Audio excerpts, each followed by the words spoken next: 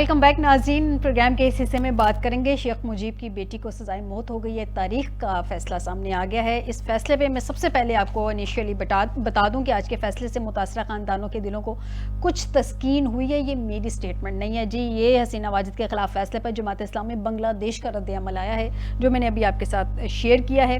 नाज़रीन, बांग्लादेश भारतीय जबर असर और रसूख से हकीकी आज़ादी की तरफ आज ऐसा लगा कि जैसे बढ़ गया है। जिस तरह से ये सारा फैसला सामने आया, शुरुआत कब हुई थी ये मैं शॉर्टली आपको बता दूं। 2024 में तलबा की शुरू की गई कानूनी जदोजहद का फैसला अब अदालत के तारीखी फैसले की सूरत में सामने आ गया है। और अगर मैं इन शॉर्ट ये कहूँ तो ये गलत ना होगा कि ये जो सज़ाए मौत है शेख हसीना वाजिद को नहीं बल्कि भारत की बालादस्ती को सुनाई गई है, जो कि शेख हसीना वाजिद के ज़रिए उस पर बालादस्ती जो भारत ने कायम की हुई थी बांग्लादेश के ऊपर। और नाज़रीन, एक मुआहिदा हुआ था, उसके भी चंद निकात सामने रख देती हूँ, उसके बाद अपने मेहमानों की तरफ चलती हूँ। अहम मुआहिदा, चंद निकात। भारत बांग्लादेश 2013 के मुजरमों के तबादले के माहदे में संगीन जराइम और दहशतगर्दी के मामलात में बाहमी ताउन की शिक वाज़े मौजूद है। दोनों ममालिक ने तय किया था कि सजाए मौत या तवील कैद वाले जराइम में एक दूसरे की मदद की जाएगी। इसकी एक एग्जाम्पल भी कोट कर देती हूँ कि बांग्लादेश ने भारत के कहने पे आला प्रोफाइल मुजरिम जैसे ULFA रहनुमा अनूप चीतिया बग़ैर तरद्दुद के उन्होंने उनके हवाले कर दिया था। तो अब क्या भारत के भी एक बहुत बड़ा इम्तिहान है कि वो शेख हसीना वाजिद को वापस बांग्लादेश के हवाले करता है, सज़ा होने देता है, नहीं होता। इस सब पे बात करते हैं। प्रोग्राम के इस हिस्से में हमें ज्वाइन किया है MD जबून अहमद हैं, सीनियर सहाफ़ी हैं, बांग्लादेश से हमें ज्वाइन कर चुके हैं। बहुत शुक्रिया जबून साहिब आपका हमें ज्वाइन करने के लिए। रफ़ीला खान नियाज़ी साहब हैं, सीनियर एनालिस्ट हैं, स्टूडियो में ज्वाइन कर चुके हैं। बहुत शुक्रिया नियाज़ी साहब आपका हमें ज्वाइन करने के लिए। शहराज खान साहब हैं, सीनियर एनालिस्ट हमें ज्वाइन कर चुके हैं। बहुत शुक्रिया शहराज साहब आपका हमें ज्वाइन करने के लिए। शॉर्टली ज़रा आपकी इजाज़त से मैं जबून साहब से वहाँ की सूरत हाल जान लूँ। जबून साहब, अभी जो जमात इस्लामी बांग्लादेश का रद्द-ए-अमल तो सामने आ गया है, उन्होंने तो इस पर खुशी का इजहार किया है शेख हसीना वाजिद के खिलाफ जो फैसला आया है। ओवरऑल अवामी रद्द-ए-अमल आप क्या देख रहे हैं वहाँ पे? शुक्रिया आपका, आपने मुझे ज्वाइन किया। देखिए, बांग्लादेश की आवाम इस दिन के लिए इंतजार था। मैं तो सहाफ़ी हूँ, मुझे इस तरह बात नहीं करना चाहिए, तो मैं भी मैं इस तरफ अमल कर रहा हूँ, क्योंकि हसीना वाजिद जो एक डिक्टेटर था, उन्होंने क्या किया ना, उन्होंने कोई सियासी जमात को जलसा करने नहीं दिया। बांग्लादेश में कोई डेमोक्रेसी नहीं था, कोई जुडिशियरी डिस्ट्रॉय किया, there is no rule of law, democracy, economy, others सब कुछ डिस्ट्रॉय कर दिया। इसलिए ज्यादा आम है वो उसकी तरफ भर गया। उन्होंने ये कहा जमात इस्लामी से अदर्स जो आपका तलबा है, ज्यादा पीपल है और ज्यादा खुश है। उन्होंने कोई तो मिठाई भी बांट दिया कि हसीना वाजिद जो अदालत उन्हें ट्रीट किया, उस अदालत उससे मौत की सजा सुनाई। ये सबसे अहम बात है। अदर्स पॉलिटिकल पार्टी सब कुछ सब एक हो गए, सब खुश है इस राय के। जी ठीक हो गया। जबून साहब, आपकी जानिब आती हूँ। नियाज़ी साहब, दुनिया की नाम नेहाद सबसे बड़ी जमहूरियत जो है भारत, जिसको अपनी सबसे बड़ी जमहूरियत कहता है, इस वक्त भारत इस शेख हसीना वाजिद का मेज़बान है और उस शेख हसीना वाजिद का मेज़बान है जिसे ढाका ट्रिब्यूनल ने 2024 के तलबा क्रैकडाउन में इंसानियत के खिलाफ जराइम पे सजाए मौत सुना दी है। अब एक एग्जाम्पल मैंने माजी की कोट की है, जिस तरह से भारत ने लिया था ULFA के रहनुमा को। अब भारत का इम्तिहान है, क्या भारत शेख हसीना वाजिद को उसकी सरबराही उनको दे देगा, मतलब उनकी सुपुर्दगी कर देगा?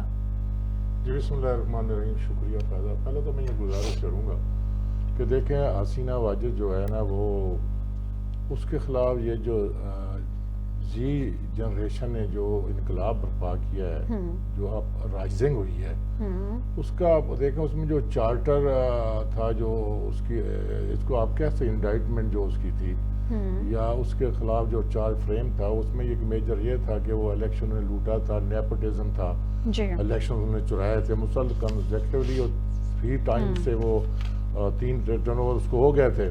तो उसमें बहुत सारी चीज़ें हैं वो डिलीवर नहीं कर सकी, पब्लिक के लिए वो कुछ भी नहीं कर रही। ये इसमें कोई शक नहीं है, वो भारत की प्रॉक्सी थी।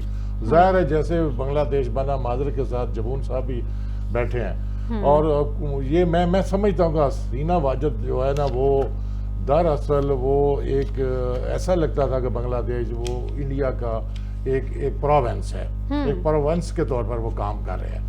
अब मैं समझता हूँ अगर तो गवर्नमेंट का अगर उसमें कोई मुआहदा हुआ है तो फिर वो वापस नहीं करेगा। अगर C2C है तो फिर देखा जाएगा कि क्या ये जो ट्रिब्यूनल है जिसको इंटरनेशनल क्राइम ट्रिब्यूनल गालबन था, जिसने जी इंटरनेशनल क्राइम्स ट्रिब्यूनल ने जो उनको डेथ पेनल्टी दी है, इससे पहले भी उसको मेरे ख्याल में उम्र कैद सजा 3 टाइम्स जो है ना वो इनके डिफरेंट काउंट्स में उसको सजा हो 3 इल्जामात में सजाए मौत सुनाई गई है जी। अब हमने देखना यह है कि क्या हसीना वाजद के पास अभी अपीलेंट कोर्ट मौजूद है।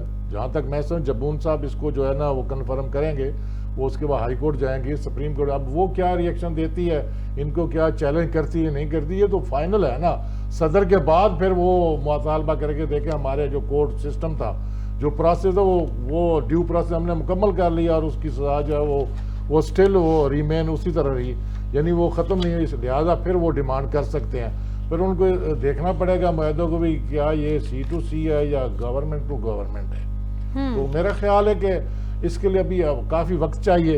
इस पर ज़ाहिर है कि रिएक्शन भी आएगा अवाम लीग बिला शुबा वो एक खालिक जमात है बांग्लादेश की, और जिस तरह उनको शेख मुजीबर रहमान साहब को असैसिनेट किया गया था, और गालबन वो ज़ियाउर रहमान साहब थे जनरल साहब जिन्होंने आके यहाँ पे मार्शल लॉ इम्पोज किया था। मैं ये समझता कि दोनों खितों के यानी पाकिस्तान और उसके जो हालात हैं, अगर इसकी बुनियाद देखी जाए तो इस दुनिया में इस खिते में सब कॉन्टिनेंट में जितनी भी तारीखों ने जन्म लिया वो बंगाल से ली है।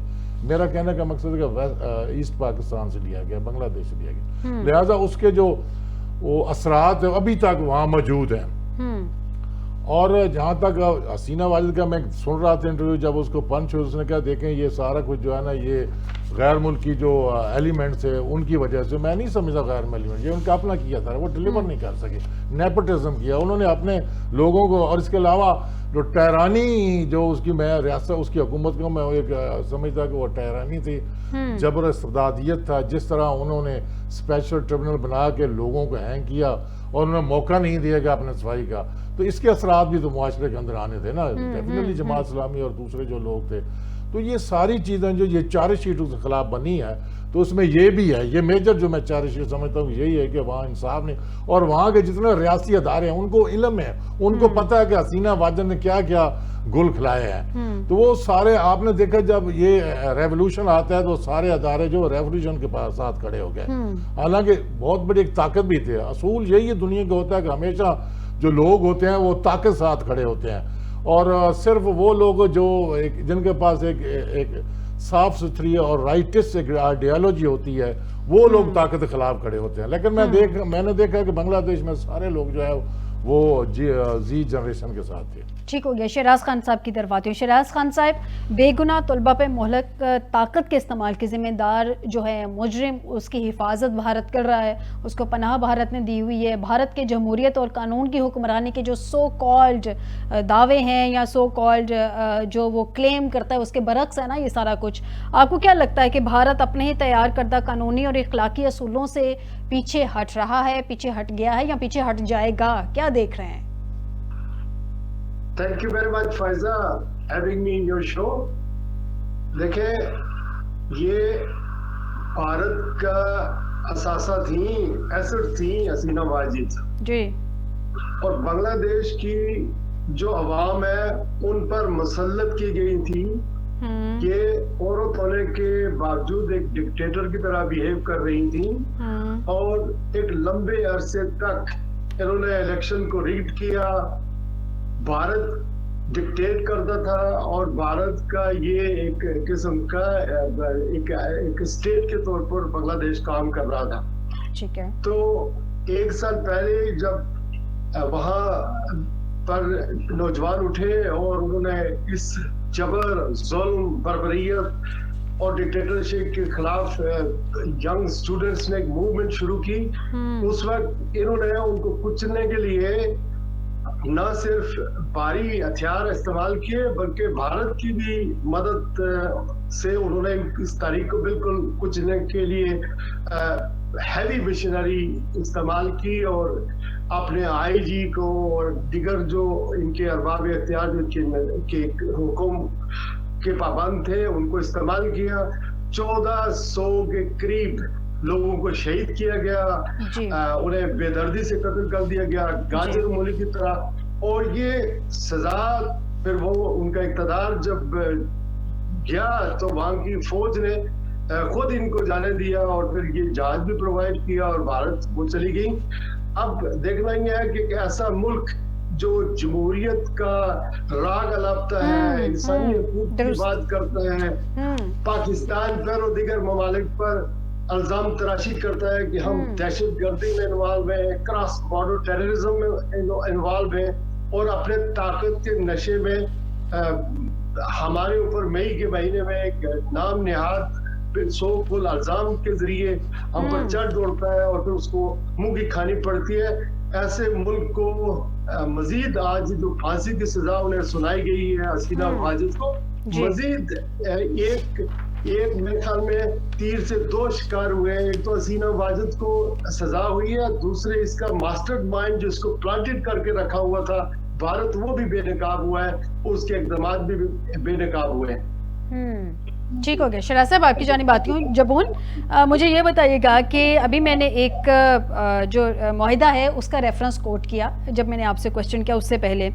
अब उस मुआहिदे के मुताबिक दोनों ममालिक ने तय किया था कि सज़ाए मौत या तवील कैद वाले जुराइम में एक दूसरे की मदद की जाएगी। अब ये तवील कैद वाला जुर्म भी है, सज़ाए मौत भी इनको सुना दी गई है, उम्र कैद भी है। अब आपको क्या लगता है, अब मैं आपका पर्सनल एनालिसिस जानूं क्योंकि आप सहाफ़ी हैं तो आप भी सारे मामला देख रहे हैं, अवाम का रद्द-ए-अमल भी देख रहे हैं, भारत के वहाँ पे इंटरफेरेंस वो भी आप बहुत अच्छे से जानते हैं। आपको क्या लगता है कि जो कानून बाकी सब के लिए मौजूद है तो फिर शेख हसीना जैसे मुजरिम को भारत का पनाह देने का जवाज़ क्या बनता है?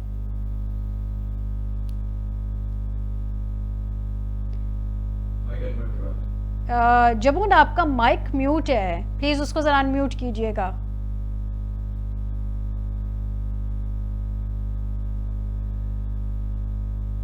जबून आपकी आवाज नहीं हम तक पहुंच रही है, जरा अपना माइक अनम्यूट कीजिएगा।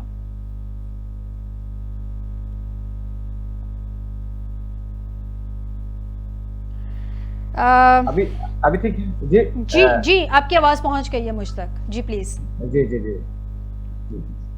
देखिए, जो 16 इयर्स था जो हसीना वाद का गवर्नमेंट था वो तो इंडी के कहने पे चलते हैं। अभी भी जो इंटरनेशनल क्रिमिनल कोर्ट जो सजा मौत सुनाई, इसके बारे में हिंदुस्तान का जो फॉरेन मिनिस्ट्री है जो उन्होंने स्टेटमेंट दिया, उन्होंने इसके बारे में उसको बांग्लादेश के फॉरेन मिनिस्टर ने बोला कि आपको उसके बांग्लादेश में भेज दे। इसके बारे में उन्होंने स्टेटमेंट में कोई बात नहीं किया। ठीक है, उन्होंने सिर्फ ये बोला कि हम सब कुछ देख रहे हैं, क्या करना है। आप देखिए, जब हसीना वाद से टॉप लीडर हिंदुस्तान फरार हो गया, उसको हिंदुस्तान में पनाह दे रहा है, उसको फाइनेंशियल सपोर्ट कर रहा है, ठीक है, सब कुछ कर रहा है। पॉलिटिकल जो एक्टिविटीज है उस तरफ से इधर में जब टेररिस्ट एक्टिविटीज हो रहा है अभी जो डिस्ट्रिक्ट में बांग्लादेश में गफरगंज, खुलना, सब कुछ कौन कर रहा है ये सब जानते हैं। अभी भी जो क्रिमिनल कोर्ट सजा मौत सुनाई दी उसे हिंदुस्तान ज्यादा नाखुश है, उन्होंने ज्यादा एंग्री था। उनका कहना है कि भाई हम हसीना वाद को वापस नहीं भेजेंगे, ये पॉसिबिलिटी नहीं है। क्रिमिनल कोर्ट का जो लॉ है, जो कुछ ये बात है जो आपको उसको 30 इयर्स में आपको उसका अपील करना होगा, उसको इधर में कोर्ट में आकर उन्हें लॉ इसके साथ तो उसका अपील करना पड़ेगा। बाद में कोर्ट डिसाइड करेंगे जो उसका राय का क्या होगा, उसका फांसी होगा ना उम्र कैद सुना दिया जाएगी। अभी भी तो फरार है। ठीक हो गया। ये तो हिंदुस्तान के हिंदुस्तान जी अपनी बात कंप्लीट कर लीजिए प्लीज। ये हिंदुस्तान आप कभी भी उसे बांग्लादेश में नहीं भेजेंगे, कई कहने अभी भी उन्होंने स्टेटमेंट दिया। अदालती फैसले के बावजूद वो नहीं भेजेंगे? नहीं भेजेंगे। वो इस तरफ से जो बात मेरे आपने जो बात बोला जे रियली ट्रू, ये हिंदुस्तान ये 16 इयर्स ये समझते हैं कि बांग्लादेश उसका प्रोविंस था, हाँ, उसके कहने पर चलते थे। है ठीक है। ये बात हम जो सहाफी है हम जानते हैं, ज्यादा पॉलिटिशियन है वो भी जानते हैं, कुछ नहीं कर सकते क्योंकि ज्यादा आप देखिए there is no rule of law, destroy the judiciary, freedom of speech कुछ नहीं था, कोई सियासी जमात जलसा नहीं कर सकते, कोई कुछ नहीं कर सकते है। वो जो 60 इयर्स था वो तो डिक्टेटर था, उसके इशारे पर सब चलते हैं, उसको प्रोटेस्ट करते हैं हिंदुस्तान में। अब ये नहीं मुमकिन है वो कभी भी हिंदुस्तान कभी भी हसीना नवाज को नहीं भेजेंगे उधर में उन्हें रहकर बांग्लादेश में वो दहशतगर्दी करेंगे, ये उनका मकसद है। ठीक हो गया। जब ना आपकी जानिब आती हूँ न्याजी साहब, मैंने अभी एक रेफरेंस कोट किया था माजी का, जब बांग्ला जी मैंने नहीं, वो तो मैंने आपको वो माहिदा बताया था ना, बांग्लादेश ने भारत के कहने पे आला जो प्रोफाइल मुजरिम था ULFA का जो रहनुमा था अनूप चीतिया, उसको बगैर तरद्दुद हवाले कर दिया था। एक तो रेफरेंस ये हो गया, दूसरा अमेरिका से तेहराना की हवालगी पे भारत जश्न मनाता रहा था, ये 2 रेफरेंस आ गए हमारे सामने। अब भारत तो जश्न मनाता रहा था, इसका जो माहिदा हुआ है भारत क्या जवाज़ देगा हसीना वाजिद को, जैसे अभी जबून कह रहे हैं कि वो हवालगी नहीं करेंगे, तो फिर कोई ना कोई तो उन्होंने जस्टिफिकेशन देनी है ना। आपके ख्याल में क्या जस्टिफिकेशन होगी? देखें, मैं पहले तो बात ये करूँगा कि हसीना वाजिद जो भी है, जैसा भी सो कॉल्ड वो इलेक्शन के थ्रू जो है ना मुल्क की प्राइम मिनिस्टर बनी है, मैं एज एक एनालिस्ट है मैं ये समझता हूँ कि उस वक्त इतनी बड़ी खप या मूवमेंट नहीं चली थी कि इलेक्शन रिग गए हैं या धांधली हुई है या लूटा गया है। आप उठा के देख लें, और ये सारी चीज़ें जो इस वक्त उसको सज़ा हुई है, सज़ा होने से पहले जब से ये अपराइजिंग हुई है स्टूडेंट्स की, तो उसमें मैं देख रहा हूँ कि वो पॉलिटिकल पार्टी जिनको अब उसका फायदा हो रहा है वो खामोश हैं, वो बाहर नहीं आई हैं। जिसमें जातीय पार्टी है, बांग्लादेश नेशनल पार्टी है, उसमें जमात इस्लामी है, उसमें अदर पार्टीज हैं, ठीक है, तो वो बिल्कुल साइलेंट है। इस बात की मुझे समझ नहीं आ रही कि एक तरफ जो है ना अवामी लीग भी बैठ गई है और वो सिर्फ जो स्टूडेंट्स मूवमेंट है या स्टूडेंट लीडर जो है ना वो ही खड़े हैं। उन्होंने आके मोहम्मद यूनुस साहब को वहाँ पे अबूरी सरबराह बना दिया, और उसके बाद के जो खदोखाल है क्या होंगे। जहाँ तक आपका सवाल है कि क्या वो क्या भारत जो है वो हसीना वाजिद को वो हवाले करेगा, कत्ल नहीं करेगा, इसलिए कि ये एक तो ये इंटरिम गवर्नमेंट है, जब कोई इलेक्टेड हुकूमत आएगी तो फिर उसका वेट बढ़ेगा, फिर वो डिमांड भी कर सकती है। मुझे नहीं लगता प्रेशराइज कैसे भारत को करेगी अगर कोई इलेक्टेड गवर्नमेंट भी आ जाती है। देखिए आपके पास इंटरनेशनल फोरम है, आप ICJ में जा सकते हैं, लंबा प्रोसेस हो गया, लंबा जाहिर, फिर आपने उस ड्यू प्रोसेस से गुजर के उनसे जा। अगर एक रियासत एक मुल्क कहता है कि देखे मैं नहीं देता, जहां तक आपके मुआहदे के बाद या उस वक्त उन्होंने देखे, जिस तरह मैं कह रहा हूँ कि ये हसीना वाजिद जो है वो उनकी तो प्रॉक्सी थी। अगर उन्होंने वो मुआहदे किए, मुल्ज़म उनको दिया, तो वो उसने बिल्कुल देने देना था। बल्कि मैं ये समझता हूँ कि वो उसका मास्टर था और वो उसकी जो स्लेव थी, नौकर थी, तो मालिक जो हुक्म करता है वो नौकर को मानना पड़ता है। कभी ऐसा भी हुआ है कि नौकर हुक्म दे और मालिक मानना शुरू कर दे? ये नहीं हो सकता। ठीक हो गया, यानी कि अभी एक लंबा प्रोसेस है। अभी जैसे उन्होंने हसीना वाजिद की अपनी स्टेटमेंट आ गई है कि जी एक चीज़ का रद्द-ए-अमल दिया जाएगा या हिसाब लिया जाएगा, तो वो रिलैक्स हैं, उनको इस अदालती फैसले को उन्होंने पेन नहीं लिया है। मैं आती हूँ शहराज खान साहब आपकी जानिब। पाकिस्तान की पहली विफाकी आईनी अदालत ने जो है काम शुरू कर दिया है, उसके खिलाफ वकला जो है एक मोमेंटम भी बनाने की कोशिश कर रहे हैं, लेकिन ये तमाम तर माहौल हमने 26वीं तरमीम में भी देखा था, जब वकला बड़ा क्लेम कर रहे थे कि एक बड़ी तहरीक की तैयारी की जा रही है, लेकिन फिर हुआ कुछ नहीं था, सारा कुछ बैठ गया था। अभी भी कुछ इसी तरह की बातें की जा रही हैं, बल्कि मैं पाकिस्तान बार काउंसिल की जो है उनकी स्टेटमेंट सुन रही थी, वो तो इसको डिफेंड कर रहे हैं। और मैंने पहले भी अपने प्रोग्राम में कहा कि ज़्यादातर बार्स जो हैं उसके जो इलेक्टेड मेंबर्स हैं वो गवर्नमेंट बैक करते हैं, तो वो तो इसके अगेंस्ट ज़्यादातर नहीं जाएंगे। क्या देख रहे हैं? 27वीं आईनी तरमीम काम शुरू हो गया, रुकने वाला नहीं है, क्या होगा? What's next? क्या देख रहे हैं? मुझे जरा सा फायजा इस पर आने से पहले एक मुझे कमेंट्स करने दीजिए बांग्लादेश के हवाले से। जी प्लीज। जो मेरे दोनों दोस्त आपके मेहमान गुफ्तगू फरमा रहे हैं उसी के तनाजुर में देखें, ये बात आपकी दुरुस्त है कि लंबा प्रोसेस है, लेकिन डोंट फॉरगेट कि जिनीवा आर्टिकल 51 के मुताबिक कोई भी ऐसा मुजरिम सियासी रहनुमा जिसको अपने मुल्क में जान का खतरा, उसके मुताबिक आप दूसरे मुल्क में जाकर सियासी पनाह ले सकते हैं। तो उनको ये कवर इंटरनेशनल सतह पर अक़वाम मुत्तहिदा से हासिल है। लेकिन ये बात दुरुस्त है कि उनका रास्ता जो है बंद कर दिया गया। इससे लेसन क्या लर्न हुआ?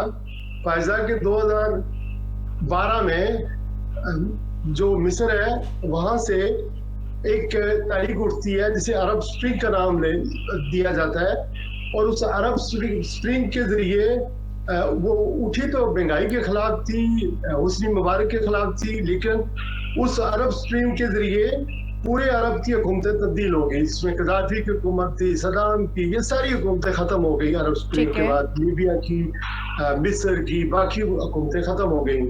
और हमने देखा कि जब आवाम की मर्जी के खिलाफ फैसले होते हैं तो फिर बांग्लादेश में को हम आज डिस्कस कर रहे हैं, तो वहां पर 1 साल पहले जो कुछ हुआ, हसीना वाजिद मुतलकल अनान किस्म की हुक्मरान बन गई थी, डिक्टेटर बन गई थी। उसने सारे ताकत के कॉरिडोर अपने हक में कर लिए थे, लेकिन फिर तूफान उठा और उसकी हुकूमत को भागकर ले गया, और वो भी नौजवानों के जी जी शराज साहब, इस पे आपको पॉइंट आ गया, जरा शॉर्टली मेरे आईनी अदालत वाले पॉइंट पे आ जाएगा, वक्त की बहुत किल्लत है।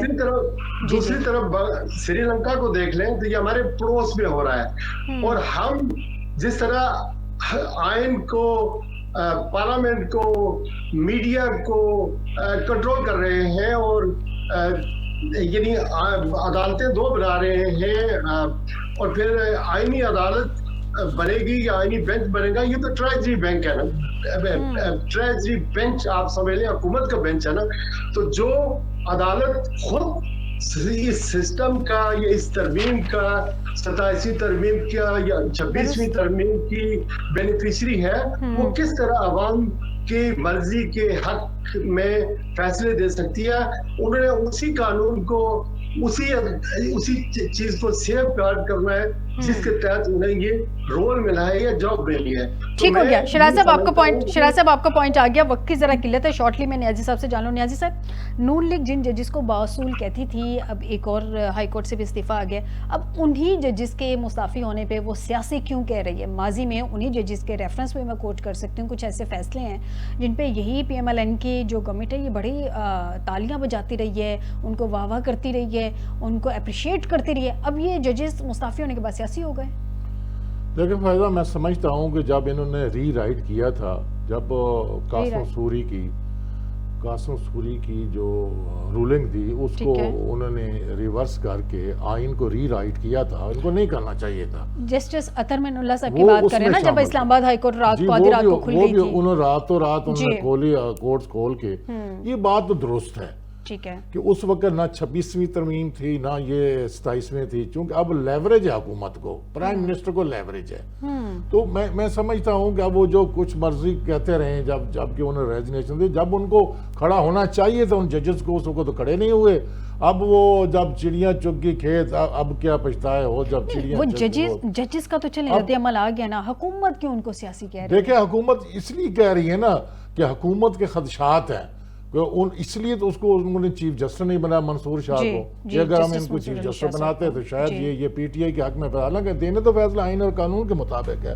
अब आपकी जो है ना ये फेडरल जो कॉन्स्टिट्यूशनल कोर्ट है, मुझे बताया जाए इसमें आपने 184 जो आर्टिकल 184.3 सो मोटो नहीं, उसको बिल्कुल खत्म कर दिया गया। अब अवाम अपने जहाँ उसके हकूक पामाल और वो किसके पास जाएगा? अगर उसके पास जाएगा, हुकूमत को उस पर लेवरेज हासिल है और वो हुकूमत के खिलाफ फैसला नहीं देगी। अगर फैसला देगी तो बेंच चला जाएगा, कराची चला जाए, किसी और जगह, या तो फिर आप यूनिट्स को भी इसी तरह एक कंस्टिट्यूशनल कोर्ट बनाए, प्रोविंशियल कंस्टिट्यूशनल कोर्ट बनाए, ताकि उस हुकूमत को, CM को भी लेवरेज हासिल हो, फिर वो भी अपनी मर्जी का बने, वो अपने सूबे में उनको दाएं बाएं कर सकता है। इसलिए हम कहते हैं कि देखें ये 26 ये तरमीम नई और सजेशन दे रहे हैं 27 28वीं तरमीम पे पहले ही उसके मैं उस पे लेकिन काम हो रहा है। देखें ये एक फसाद, एक झगड़ा है। ये यूनिट्स मजीद फसाद नहीं फेडरेशन फैल और जाएगा इस यूनिट्स बात के पे कि दरमियान। अगर प्रोविजंस में भी आ फायदा जाती मेरी है। बात नोट कर लें, ये फेडरेशन यूनिट के खिलाफ दरमियान एक जंग होगी, इसको कोड वार कह लें, इसको कानूनी जंग कह रहे हैं, जो भी होगी,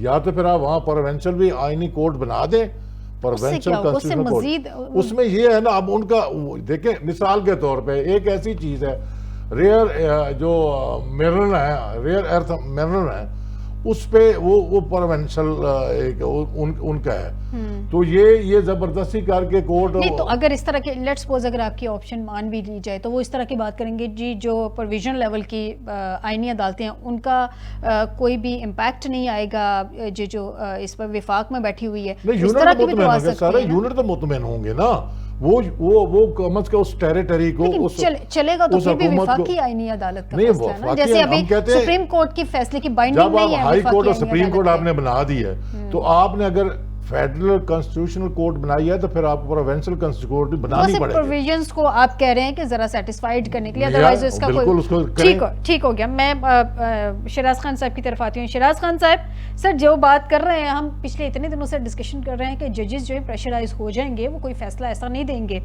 इसके सामने एग्जाम्पल आ गई है सर, लाहौर हाई कोर्ट के जज की 27वीं तरमीम के खिलाफ दरख्वास्त माजरत कर ली है उन्होंने सुनने से, और उन्होंने कहा है कि जस्टिस चौधरी मोहम्मद इकबाल साहब हैं, और उन्होंने वजूहत, तो ज़ाहिर सी बात है वो ज़ाती ही दी जाती है, उन्होंने कहा जी ज़ाती वजूहत की बिना पर दरख्वास्त पर समाज से माजरत की है, फाइल चीफ जस्टिस आलिया नीलम को अरसाल कर दी है, और मौक़िफ़ इख्तियार किया गया है कि तरमीम के जरिए सुप्रीम कोर्ट का असल इख्तियार ख़त्म करके वफाकी आईनी अदालत बना दी गई है। सर ना कहते हुए भी कुछ भी ना कहा, कह भी गए, कुछ कहते कहते रह भी गए, सारा कुछ कह भी गए हैं, कहा भी कुछ नहीं है। तो पहला तो गैर सरकारी गैर हतमी कह लेंगे, जिस तरह का भी कह रहे हैं, इस पे नतीजा तो आ गया जजिस की तरफ से। फायजा देखिए, जब जज आजाद ना हो अपने फैसले में, इनकी भी फैमिलीज हैं, इनके भी आंखें हैं, इनके भी कान हैं, इन्हें पता है कि कानून क्या कहता है, फैसले क्या करने हैं। लेकिन मौजूदा जो जबर है इसके तहत और गैर आईनी इक़दाम करने के बारे में कहा जाएगा, तो फिर किस तरह जज कोई अपने ज़मीर के मुताबिक फैसले कर पाएगा। ये असल में जो पार्लियामेंट है उनका काम होता है। ये जो जुल्फ़िकार अली भुट्टो शहीद थे, उन्होंने 73 का आयन, जब इनका बहुत बड़ा कारनामा था, मैं जंग के बाद, बांग्लादेश की आज़ादी के बाद हमने एक आयन बनाया, बड़ी मेहनत की, बड़ी तगदो हुई, और उन्हीं की जमात आज पावर पॉलिटिक्स के लिए उसी आयन का बेड़ागर्क करने में भरपूर किरदार अदा कर रही है। लेकिन वो कहते हैं ना, वो अपने जस्टिफिकेशन देते हैं कि उनका राइट है, ये उनका राइट है। लेकिन फायजा, जब यूके की या यूरोप की या यहाँ जमहूरियत इन लाइट एंड स्पिरिट मौजूद होती है, वहाँ पे आईनी अदालत नहीं है। यूके का जिसका लॉ हमने अडॉप्ट किया हुआ है या जिसका लॉ लेके चले, वहाँ पे नहीं है आईनी अदालत। If you let me complete one sentence, वहाँ पर ये होता है कि जब कोई आईनी तरमीम आती है, तो ये लेजिस्लेटर है, ये आयन में तब्दीली ला सकते हैं। जी, आपको पॉइंट आ गया। मेरा प्रोग्राम का वक्त खत्म हो गया। लास्ट 30 सेकंड सब क्या कहेंगे? 30 सेकंड। देखिए, आज साहब हामिद रजा साहब का केस लगा हुआ था हाई कोर्ट में, लाहौर हाई कोर्ट में, और जुनैद अफजल साई का, और जजेस ने माजरत कर ली। इससे पहले इनका केस जुमे को था, गालिबन नहीं थर्सडे को था, उस वक्त जज ने माजरत कर ली। ये क्या चल रहा है? अब यही होगा ना, अभी चीफ जस्टिस साहबा ने पहले ये कहा था कि आप सरेंडर करें, फिर हम आपको देखते हैं। अब उन्होंने सरेंडर किया तो उनकी बात नहीं सुनी जा रही। ये अदलो इंसाफ का जो है ना, फातिह खानी पढ़ लें, और क्या है, फातिह खानी पढ़ लें अदलो इंसाफ पे। ये नियाजी साहब की स्टेटमेंट है। बहुत शुक्रिया आरिफुल्लाह खान नियाजी साहब आपका मुझे स्टूडियो में ज्वाइन करने के लिए। MD जबून अहमद, सीनियर सहाफ़ी बांग्लादेश, आपने भी मुझे प्रोग्राम में ज्वाइन किया, बहुत शुक्रिया जबून आपका भी। शराज खान हमें प्रोग्राम में ज्वाइन किया था, आपका भी बहुत शुक्रिया। नाज़रीन, आज के प्रोग्राम से दीजिएगा इजाज़त, इस दुआ के साथ जिसकी पाकिस्तान और हम सबको बहुत ज़रूरत है कि आने वाला हर दिन पाकिस्तानियों के हक़ में बेहतर और बशर्ते ज़िंदगी। दोबारा मुलाकात होगी, अपना ख्याल रखिएगा। अल्लाह हाफिज़।